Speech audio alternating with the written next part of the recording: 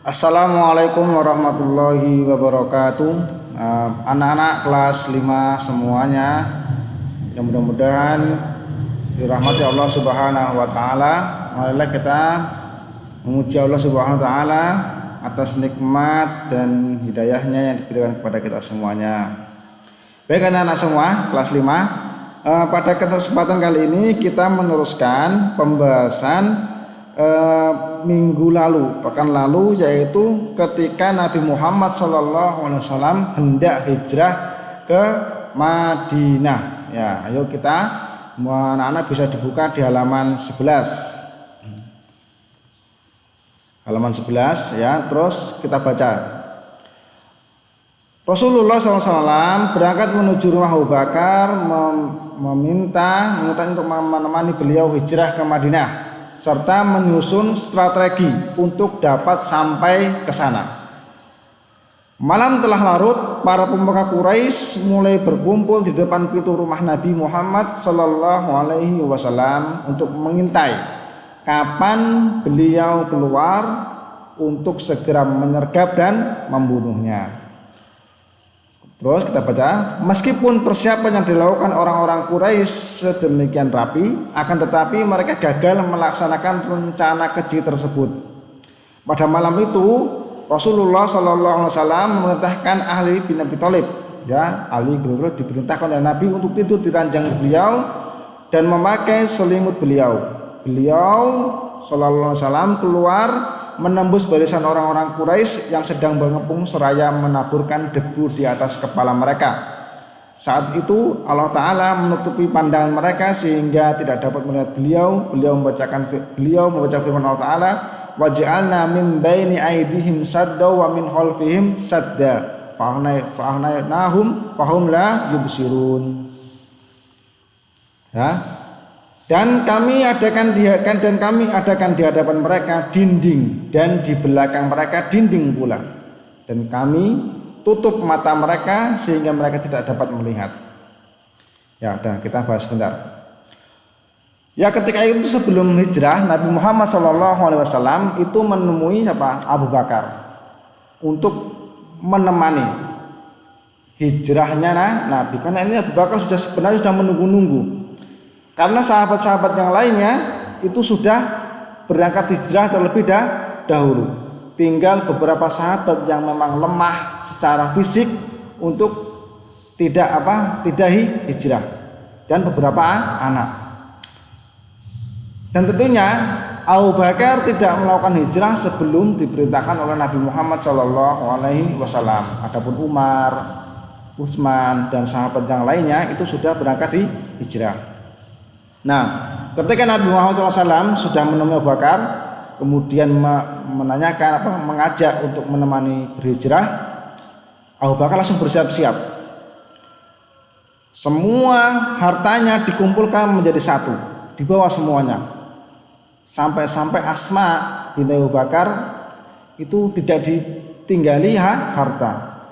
Tapi karena Asma juga imannya kuat, maka dia tawakal kepada Allah Ta'ala. Kita singkat cerita, kemudian ketika mereka bertemu berdua menyusun strategi bagaimana kita mau melakukan hijrah ini.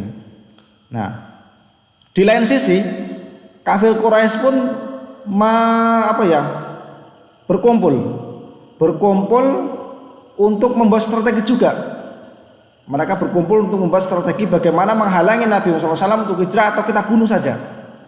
Karena mereka yakin ketika Nabi Muhammad SAW nanti hijrah ke Madinah, maka orang-orang kaum muslimin itu akan mengumpulkan tenaga dan akan kembali lagi ke Mekah dan akan mengalahkan Mekah.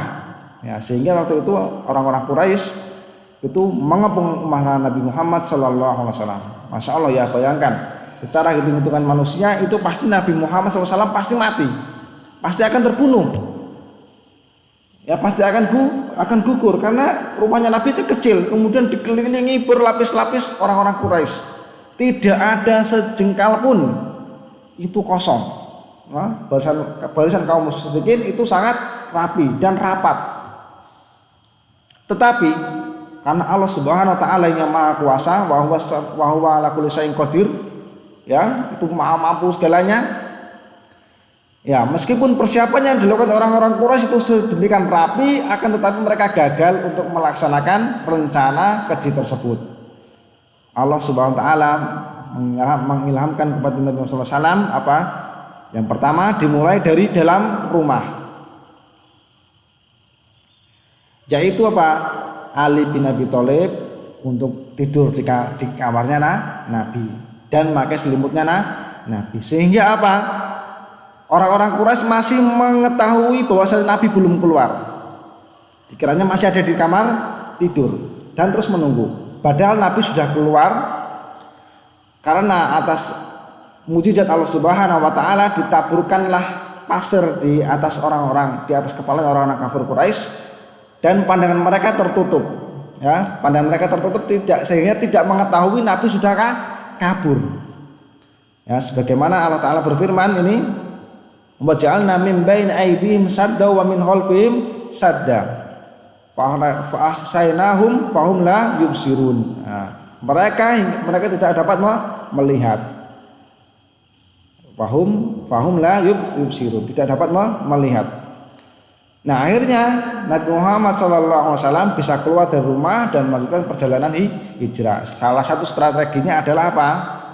Madinah itu ada di utara kota Mekah, tetapi Nabi Muhammad SAW menuju ke arah selatan terlebih dahulu, ke arah Yaman. Nah, ini salah satunya, nanti akan muter. Tentunya ini perjalanan hijrah ini tidak membutuhkan waktu yang sedikit, butuh penunjuk juga, penunjuk jalan. Ya. Kemudian Rasulullah SAW segera menuju rumah Abu Bakar, lalu keduanya meninggalkan Mekah menuju Gua Thur. Sebelum fajar menyingsing, Gua Thur terletak di sebuah bukit yang menanjak, terjal, sulit didaki dan banyak bebatuan sehingga mengakibatkan kaki Rasulullah SAW melecet. Sementara itu para pemuka Quraisy yang mengepung rumah Rasulullah SAW tetap menunggu hingga pagi menjelang. Mereka kemudian mendapatkan Ali bin Abi Thalib yang tidur di ranjang beliau. Nah, ketika Nabi Muhammad SAW itu bisa keluar dari rumahnya, langsung bergegas menuju rumahnya Abu Bakar. Abu Bakar sudah standby, sudah siap-siap, sudah menunggu dengan was-was. Nabi tertangkap tidak. Tentunya seperti itu, karena sahabat yang sangat saling mencintai karena Allah Subhanahu wa taala.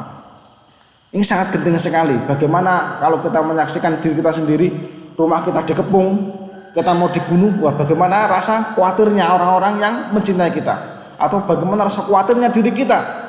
Nah, begitu pun Abu Bakar. Ya, ketika rumahnya Nabi sudah dikepung,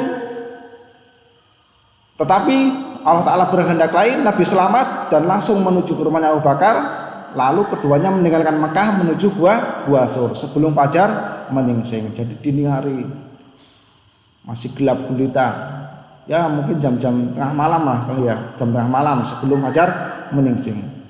Nah, Gua Thur itu terletaknya di bukit yang sangat menanjak, sangat terjal. Nah, kemudian apa? Orang-orang Quraisy itu masih tetap menunggu mengelilingi rumahnya Nabi. Pokoknya jangan sampai ada yang ngantuk. Nanti kalau ada yang ngantuk, nanti Muhammad akan lepas, seperti itu. Maka mereka sangat berjaga dengan siaga. Padahal Nabi sudah apa? Sudah kabur bersama Abu Bakar menuju Gua Thur dan nanti akan memutar menuju ke utara. Nah, sementara itu para pemuka Quraisy mengepung rumah Nabi, akhirnya nggak sabar, didobrak rumahnya Nabi, dobrak. Nah, setelah didobrak apa?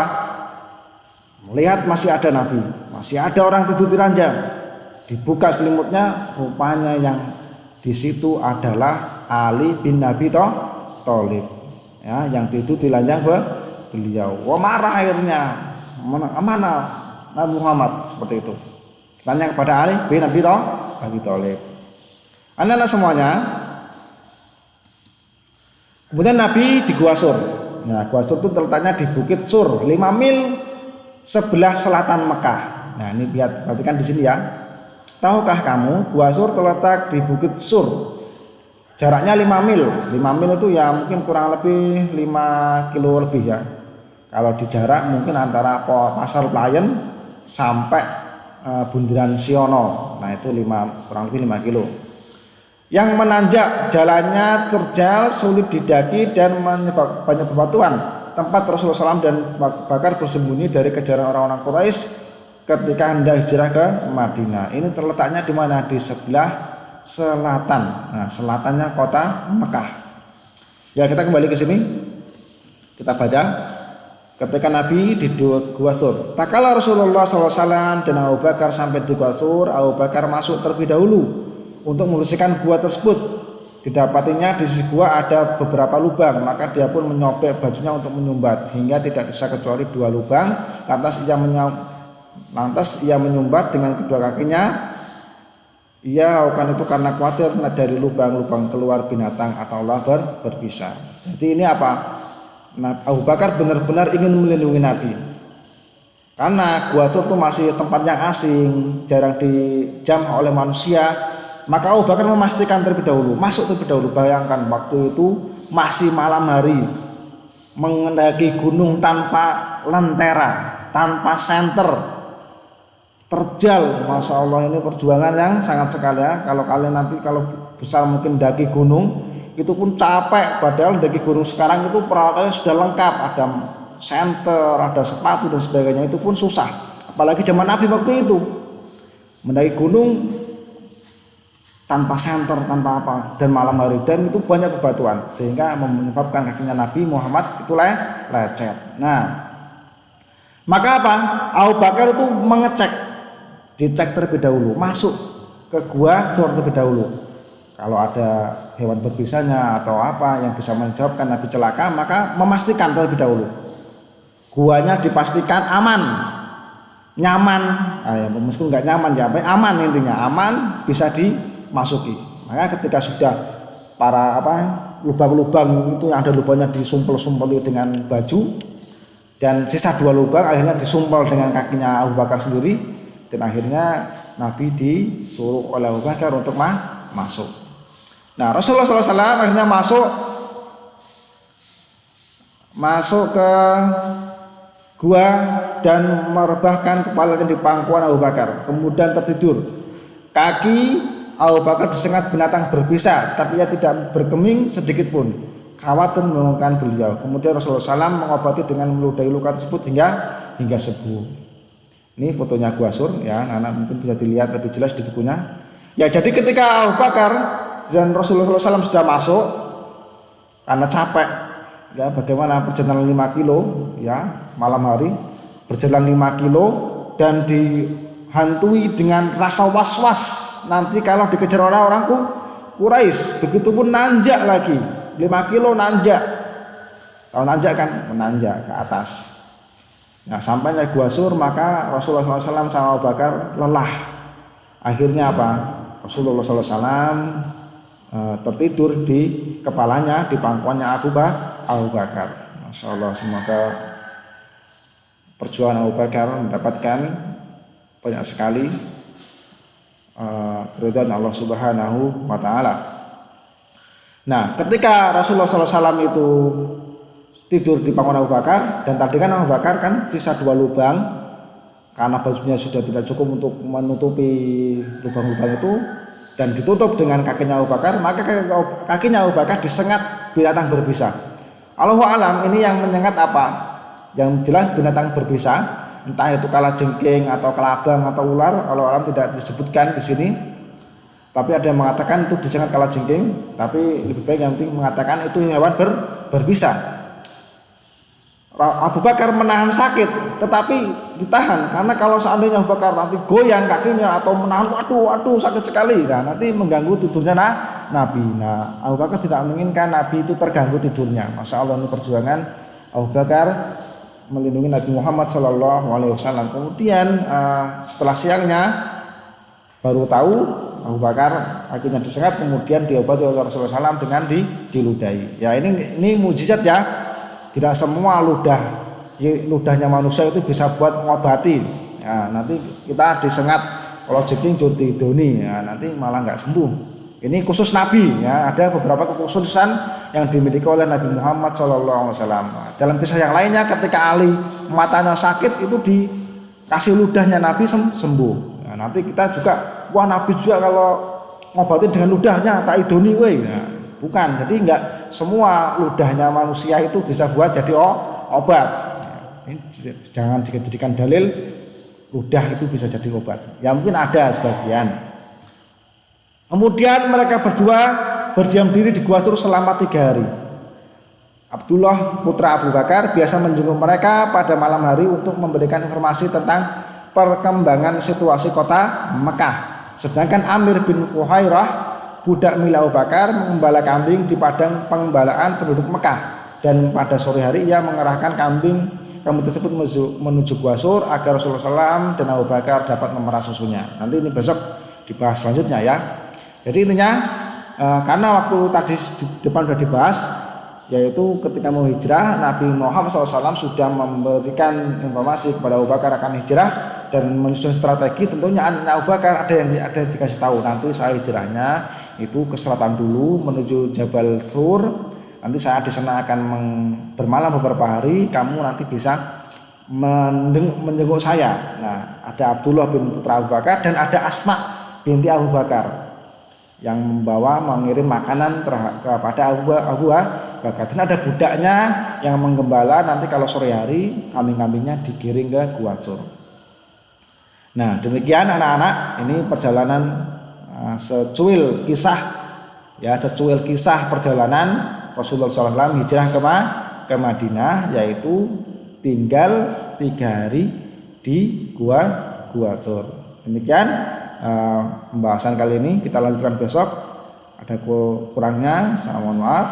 Wallahu a'lam bishawab. Assalamualaikum warahmatullahi wabarakatuh.